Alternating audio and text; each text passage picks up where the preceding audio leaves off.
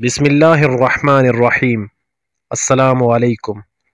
नाज़रीन गरामी, हर कौम के कुछ ख़ास त्यौहार और जश्न के दिन होते हैं जिनमें उस कौम के लोग अपनी अपनी हैसियत के मुताबिक अच्छा लिबास पहनते और उम्दा खाने पकाते हैं और दूसरे तरीक़ों से भी अपनी अंदरूनी मुसर्रत और ख़ुशी का इजहार करते हैं। ये गोया इंसानी फितरत का तकाज़ा है।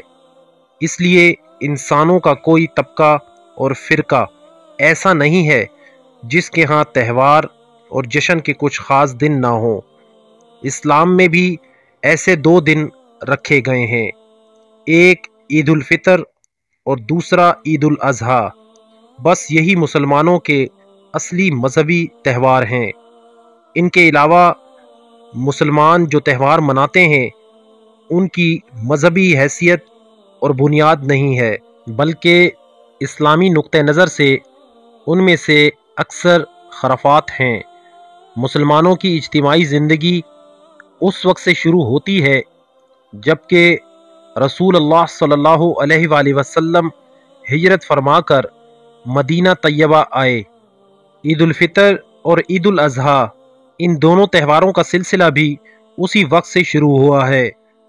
जैसा कि मालूम है, ईद उल अज़हा 10 ज़िलहिज्जा को और 10 ज़िलहिज्जा वो मुबारक और तारीख़ी दिन है जिसमें उम्मत मुस्लिमा के मोसिस और मोरिस आला सैयदना इब्राहीम खलीलुल्लाह अलैहिस्सलातु वस्सलाम ने अपनी दानस्त में अल्लाह पाक का हुक्म पाकर अपने लख्त जिगर सैयदना इस्माईल अलैहिस्सलाम को उनकी रज़ामंदी से कुर्बानी के लिए अल्लाह के हजूर में पेश करके और उनके गले पे छुरी रख कर अपनी सच्ची वफादारी और कामिल तस्लीम और रज़ा का सबूत दिया था। और अल्लाह पाक ने इश्क व मोहब्बत और कुर्बानी के इस इम्तिहान में उनको कामयाब करार देकर हज़रत इस्माईल अलैहिस्सलाम को ज़िंदा सलामत रख कर उनकी जगह एक जानवर की कुर्बानी कबूल फरमा ली थी और उनकी इस अदा की नकल को क़यामत तक के लिए रस्म आशिकी करार दे दिया था।